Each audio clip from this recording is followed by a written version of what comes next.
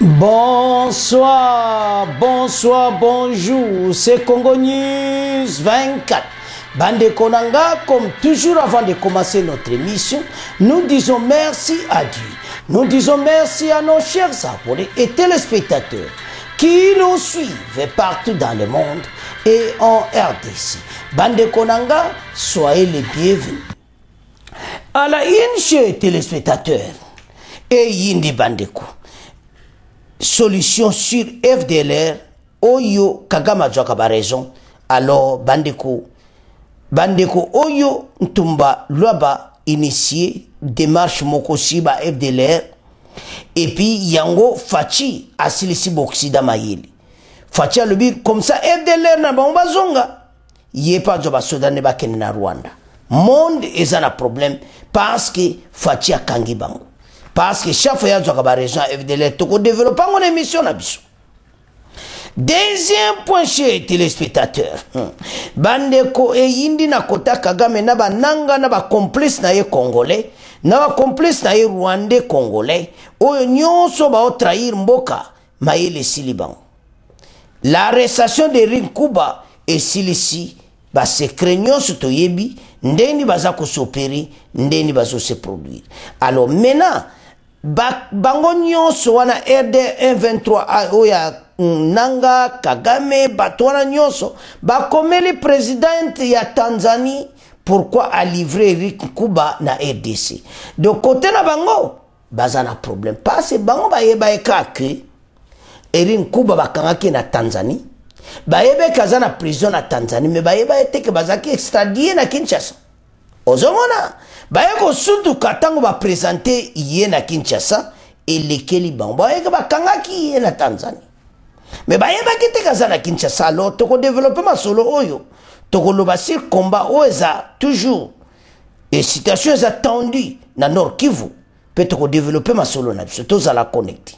Chers téléspectateurs tango koki yebsa bania nyonso place bazaite baya toyo kama solo ya Congo News 24 sur Oezo le Canada. Toujours toyo sabino na tozongi na studio te. So tozongi na studio bo comprendre que pour le moment tozali banda studio. Alors tozako sala tout au PC information na tamoko réel pour bande ko bazwa. Mais moi ba difficulté zale mozo mo to le kana moi moko na pourquoi mais bo comprendre circonstances. Alors voilà tout que directement na point. Les FDLR à Kagame a raison. Oyaya kana RDC. Parce que ça a changé le langage. Tu sais que Tata naza manipulateur. Les bossa za olobo ki ba sodane bazana RDC te ayebe loko moko te avec pression à Fachi les stratégies moko zamboka. Ya on photo féliciter tozana président de la République. Basakane basuki. Alors Fachi a lobby FDLR. Bokite Bokende parabino. Parce que baton des gens qui va prêter, il n'y a rien qu'on a FDLR. Ce qui a sala o yé to tale ba secret ko bima. Ba que na Rwanda yé pas de Sudana yé basonga. Et maintenant sous prétexte. Na ba document ka balinga bakutana, lutundulo bakutana ministre affaires étrangères. Ya bango ya Rwanda, ba document lobi ke Fachi lui ba joba FDLR mon ba kende, bango de armée rwandaise pe ba mais bango na document ba comité que armée rwandaise ezonga.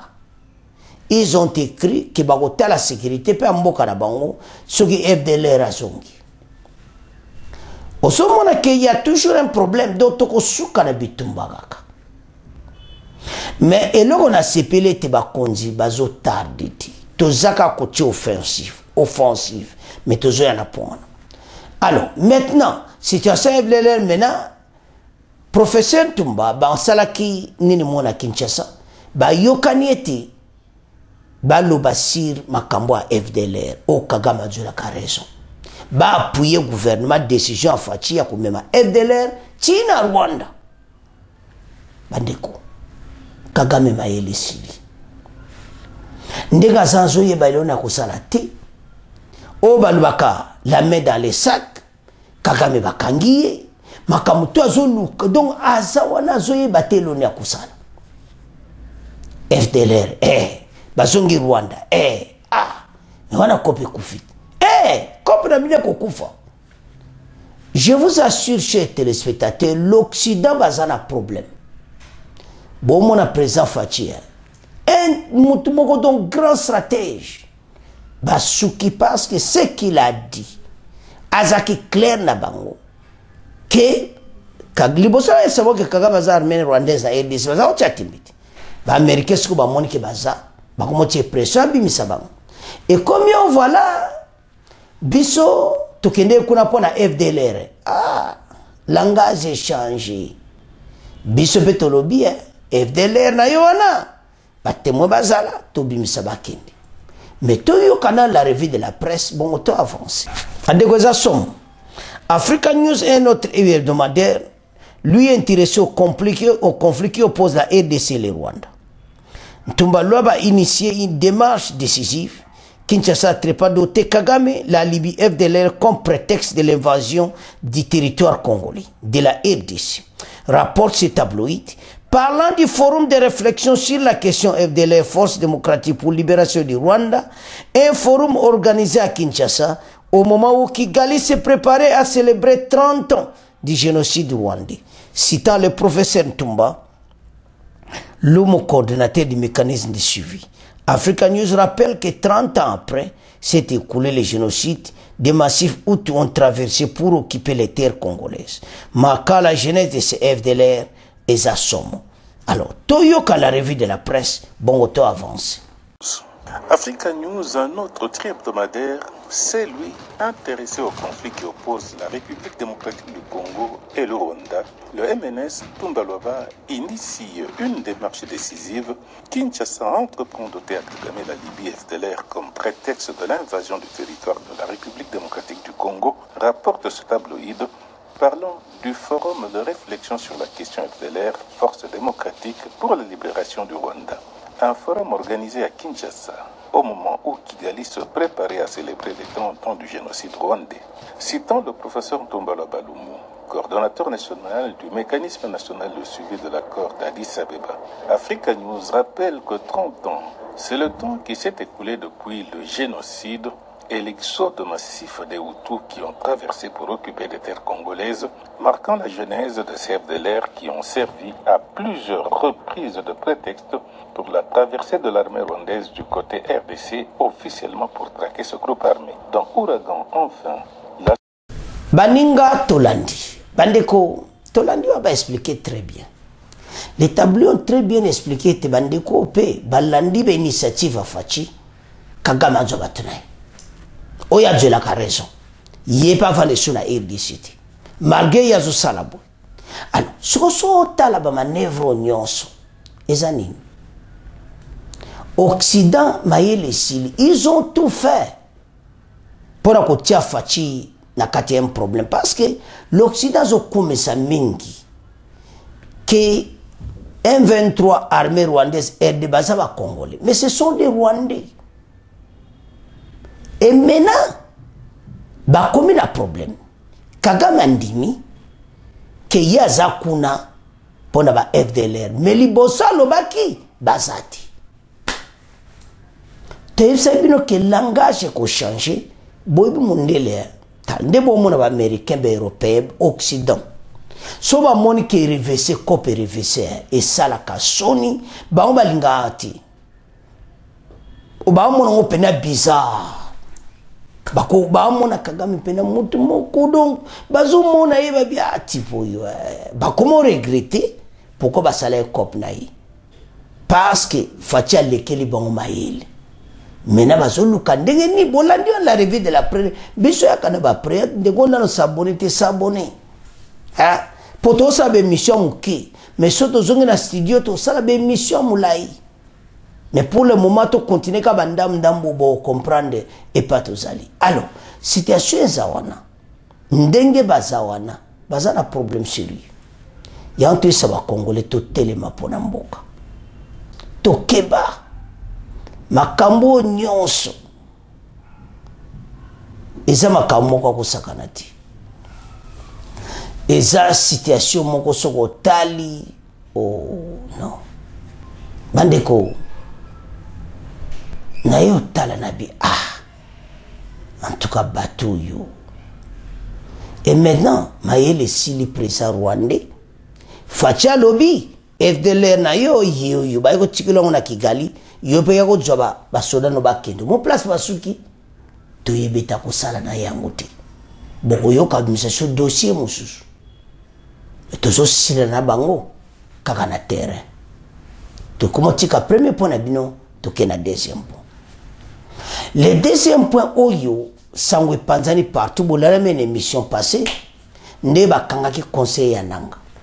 Et maintenant que se passe, mon titre, le président de la Tanzanie, na Kadia Centre Massoul, pays na yeza démocratique, azalo kwa ba Kenya ti, aza Uganda te, aza ba Rwanda te, Batwana tuti.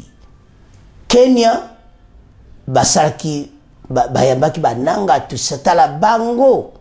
Tanzanie, bayebisi bango, ki biso za bango ti. Alors, qu'est-ce qui s'était passé?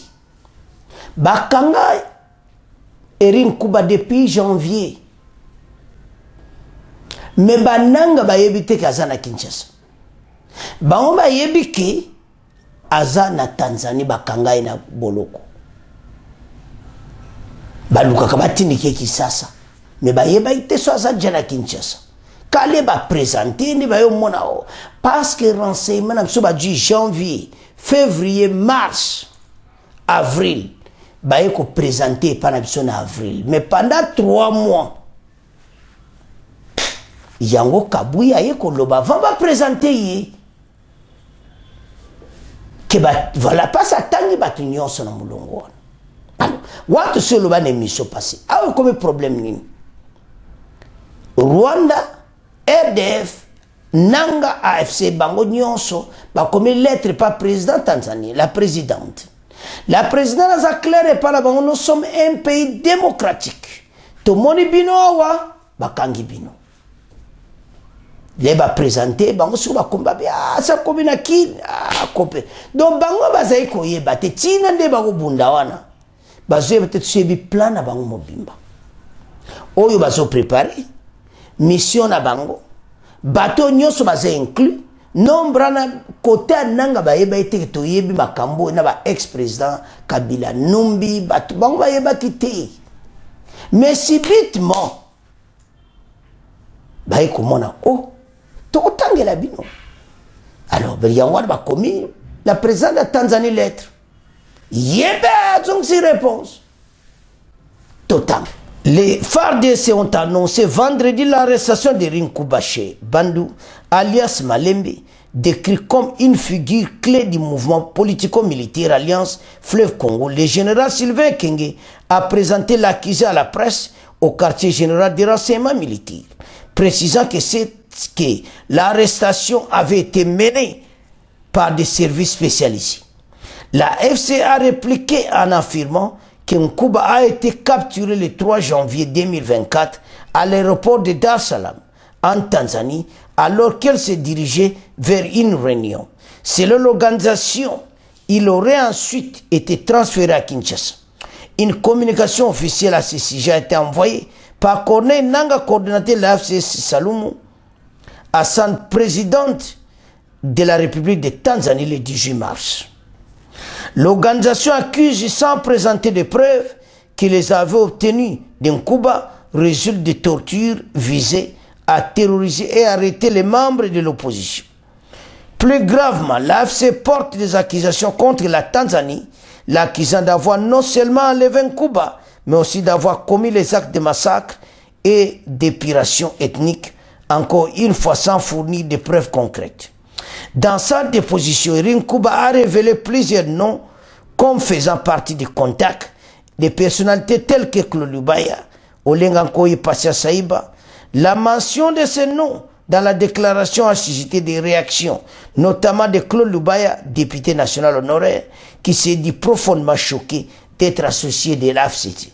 Alors, bino nyonso batangi bino. Bovandanye. Ce que epana bino, pourquoi Nanga Azoko c'est la même présidente à Tanzanie Makambo. Que Bango Bazako spiété ethnie bazo bomabatu alors que Bango Bazako bomabatu na est. Président Tanzanie vraiment solo. Ba démocrate mon azalo kola Kenya te. Bobo Kenya sala ki fale ba kangananga.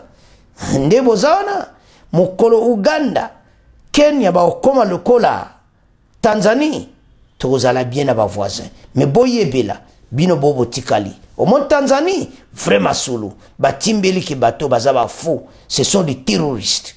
Alors tout développer ma solo bandeko président tanzanienne la présidente ah il y a un bisou comme la premier ministre paye à moi si donc premier ministre à moi si yo solo la bien na bino na la présidente à Tanzanie bobeta vraiment solo pour namboka tala bandeko citation ariebisi bango clairement la boyebete Tanzanie za lokola ba Kenya ti obasi ba koti na makamba Kagame Tanzanie ayebi ke Kagame za mutu mabe boyebe zo samba na Mozambique et tout ça. Ils ont même entretenu na Tanzanie mais ba soldats rwandais au bakeno bunda kuna na Mozambique au soi-disant ba baza force ba ke de kuna ko aider Mozambique. Le président rwandais a dévoilé partout, Fachi a publié partout, maye le sile ni azanzo e belo osalate. Et logo tikali kakaye asili naye. Alors ndenge to loba awa. Ils ont un problème sérieux. Président à Tanzanie a dévoilé tout et pas Fachi. Erin Kuba alobe nyonso to yebi position na bango. Yeba position ennemi na ba but na bango basili. Renseignement militaire masolo kitoko. Maintenant basali de moi bango kota Kagame bayeba eteke bakangi na batindiki na Kinshasa. Bayeba ke bakangi mais bayeba ke batindiki na Kinshasa. Bayeka kazala Tanzanie le 18 mars bayeko timbela bakomeli président la présidente tanzanienne. Nzoga ne yaya zanakini. Mais na tout est dévoilé.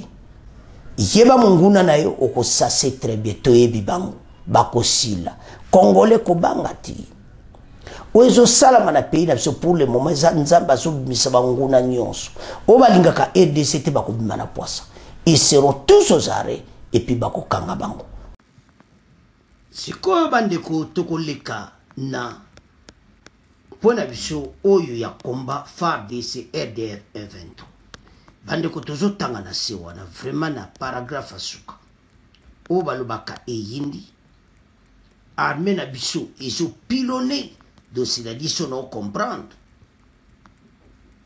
Naba drone est en train de pilonner position de l'ennemi sur les collines surplombant la cité de Sake en vue de le déloger. Donc décision en a tout délogé bango. Tout ça, vous savez, chaque fois que tout ça la position de force. Kagame ninga zana yebi ke bitumbo ba komi na soka Fachi akozala un grand vainqueur. Le kola zana support ya ba présidente de Tanzanie. Kagame zana problème sérieux. Nanga baza coincé. Tanzanie a zo serré bango. Alors, FARDC tolanda ndenge nini bitumbango ezakoleka. Chers téléspectateurs, de nouveaux combats, affrontements sont signalés depuis ce samedi 6 avril dans les territoires de Massissi, au nord Kivuto, Tangana Sewan, entre les FARDC appuyés par des groupes armés locaux, les rebelles du M23 et des sources locales indiquent que l'armée pilonne les positions de l'ennemi sur les collines surplombant la cité de Sake. En vue de les déloger, il s'agit notamment des colonnes Vivano, Kirdi, Mbwalumbiro, toujours selon ces mêmes sources, des bombes ont été larguées par les rebelles, sont tombées dans Mwambiro et dans un camp de déplacés. Bandeko et Zasomo.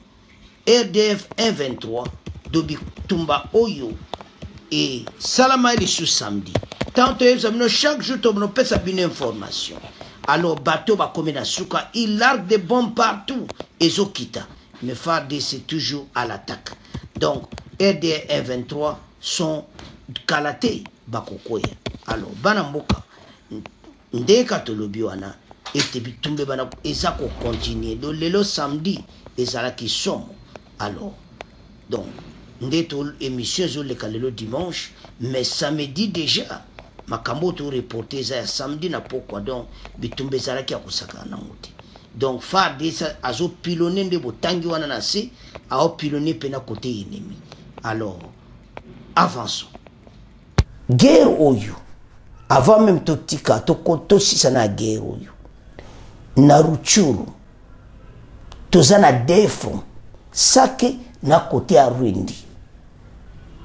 Rundi wana kalate kokoya toko botola yango bako kende kota sake kutu bako kate kuna kutu wazelenga za ko avancer pour le moment abengane baona ngomba na za ko avancer ti akomela baona kechanga kalate mais côté ya Rundi tozo botola Rundi bino bandoka Congolais na zolo wolo ba bokasi bo botola Rundi toko botola yango et vous allez voir c'est payé côté les mains. Alors banamboka c'est à ce point to trouve tika ngona bino to clôturer mission na biso.